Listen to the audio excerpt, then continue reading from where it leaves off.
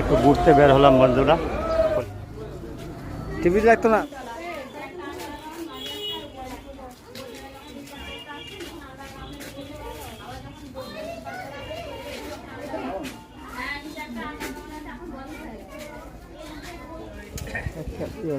টুইলেট দেখিস তো, আমি গেছি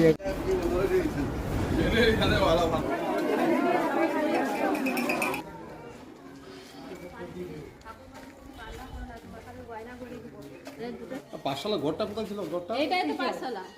এরা টিয়া খড়া ছিল না, আমার ইউরিয়া বাবা, তোমরাও বেশ